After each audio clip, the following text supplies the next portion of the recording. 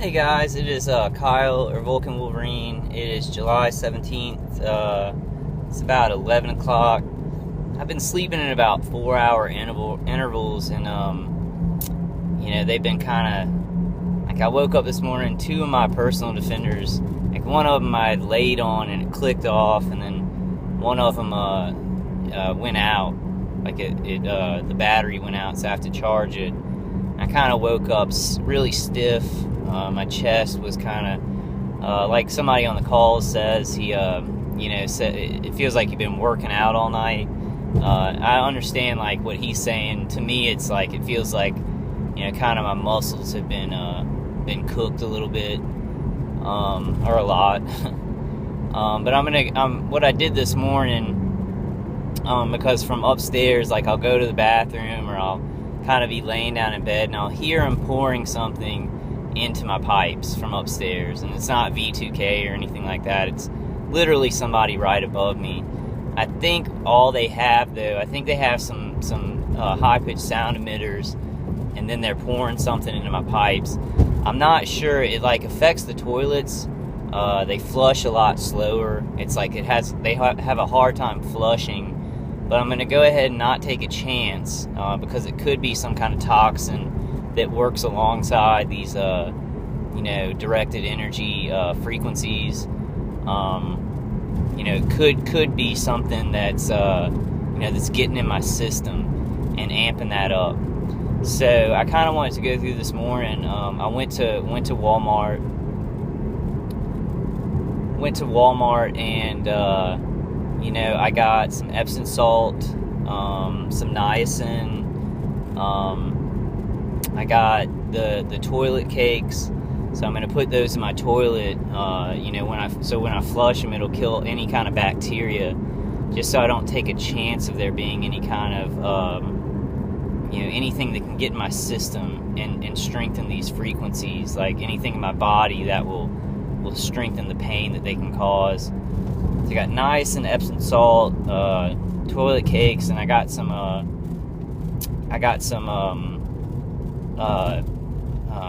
detergent for washing my clothes. So I'm gonna wash some clothes, wash a load of clothes. Thankfully, my mom has a washer and dryer in her condo, so I can wash a lot of loads in there. Make sure I get real clean. I'm gonna take an Epsom salt bath. Put the toilet cakes in. Take probably 2 500 milligram niacins to flush my system. And just make sure I'm cleaning out as much as I can. If you guys, I put last night, and it's kind of an older schedule. So some of the calls, like I think one of the calls that I had on there isn't happening. But on my big comments, I posted the call schedule for the conference calls.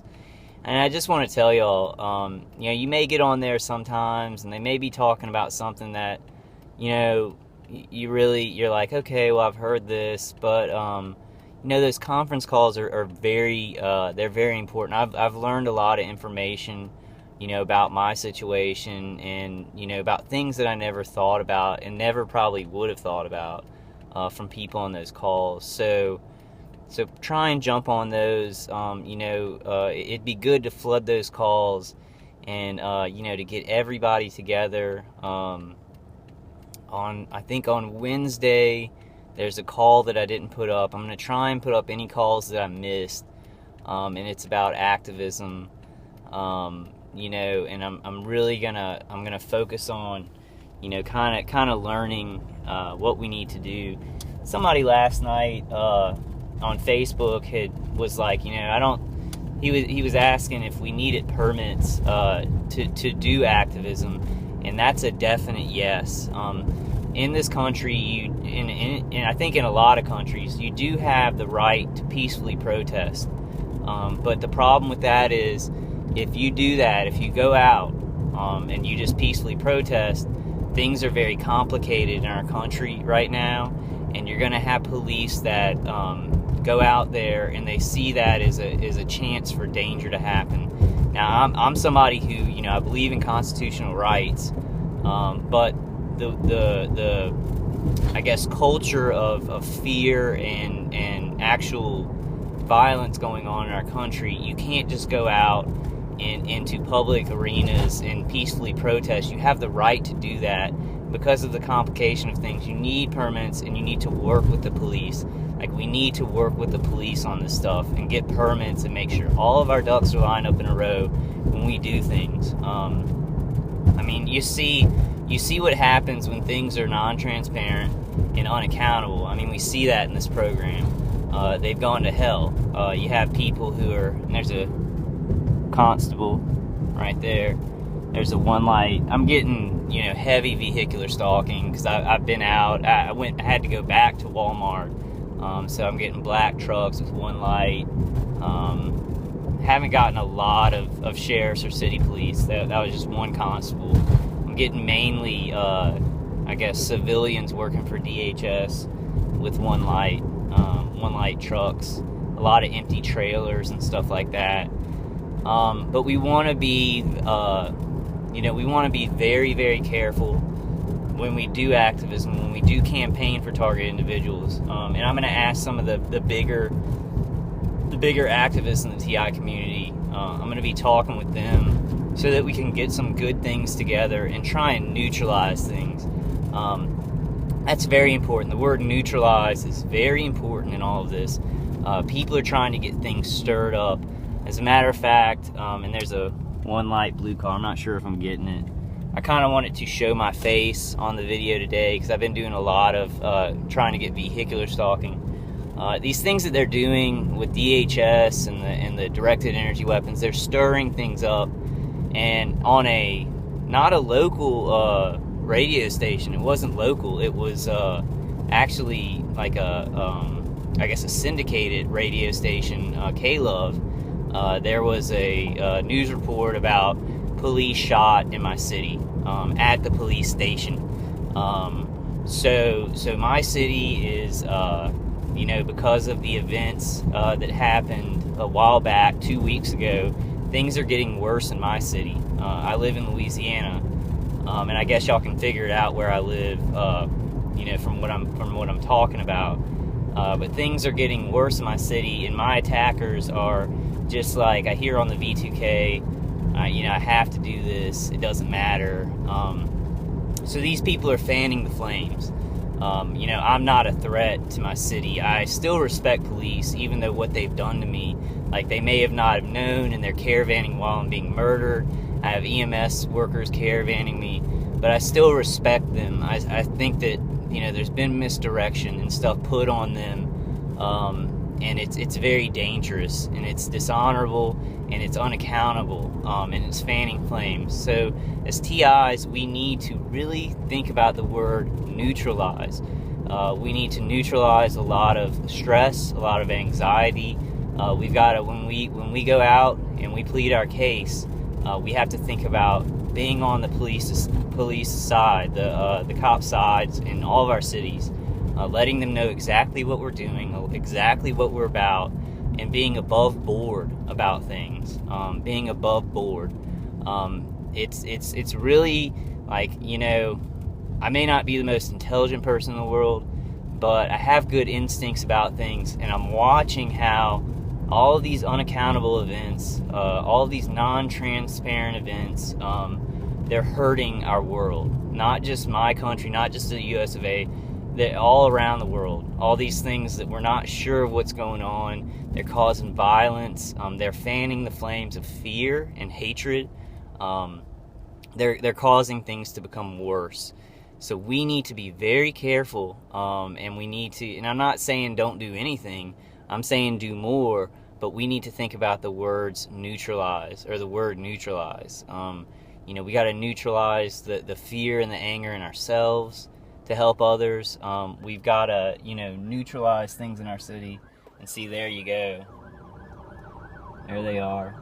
Isn't the sheriff armored vehicle? This is in my city that this is happening, where police got shot, I think, last night. And it's ridiculous. I mean, my attackers are still microwaving me. They're still going strong with the directed energy weapons. There's a fireman license plate right there. They're protecting this program that is fanning the flames When there's real danger to cops. They're dishonoring these cops, these people who are attacking me. So we just got to be really careful.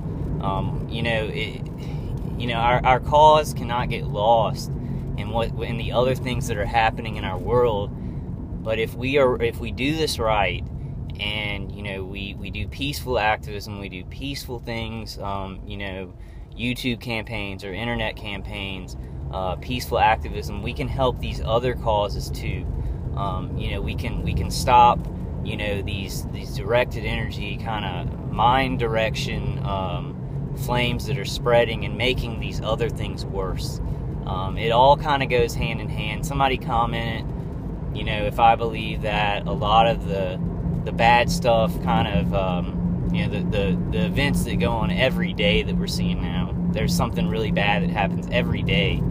Asked if I thought that kind of worked in conjunction with directed energy weapon attacks and this organized gang stalking program. I think that's a very complicated question, and I wouldn't go into that, but it definitely, even if they're not directly involved in the craziness, they are. It is a problem. This causes that, and that causes this. Action and reaction. We're just seeing it play out in our world in a horrible way. So we've got to push forward. We've got to be strong, and this is a war, but it can't be fought with violence. We've seen it. We've seen it as target individuals, how these people are violent, and they're doing violence that's unaccountable, it's hidden, and it's not helping anything. So we've got to fight in a different way. And I know this in my heart, to every fiber of my being, that we have to neutralize violence. We have to neutralize people being scared. We have to increase understanding and awareness. Let the cops know what we're doing when we do it, even if they're caravanning us. I mean, I have cops in my city. They've caravaned me and even tailed me after nights of being cooked alive. I'm angry about that. I'm angry, but I realize there's bigger things at stake than my own anger about what's happened to my family. And I know that's kind of a heavy thing, but there are bigger things at stake here. I'm talking to a lot of people in need who are target individuals. If you're a target individual and you have slack on your situation, or if you're just strong enough to get through it and make videos or get on the conference calls and you have some ideas about defense, you need to do it. You have a responsibility. I'm not trying to put anything on anybody, but there are a lot of people in need out there. And if you're able to neutralize it, to stand up and give people strength, please do it.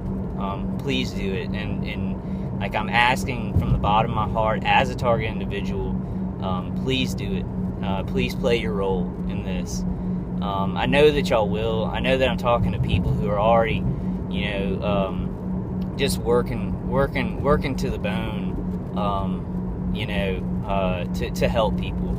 I listen to these people on the conference calls, these moderators, and some who aren't even, they're not even moderators that I knew on the main calls. They're just awesome people, and they're being hurt so badly. And what they do is they turn around and they help others. They make sure that others are okay. And I've never seen such strength in my life. It's so beautiful. It's the most amazing thing I've ever known in my life. It's a horrible situation that I'm seeing it in, and I wish I could have seen it in a challenge that we all understood, in a challenge that all of our families were with us on. But I've never seen such amazing strength. People who are being hurt, their families are being hurt, and they turn around and they work tirelessly to say the right things to people, to calm them down or to give them ideas to protect their lives. That's what we have to do. We're better than all this violence and giving up and hopelessness. We're better. I'm on those calls. I talk to TIs all the time. They're some of the strongest people I've ever known. And that's how we're going to win this thing. That's how we're going to take our lives back, and not just target individuals' lives, but everybody who's embroiled in hatred, using these things to just fan the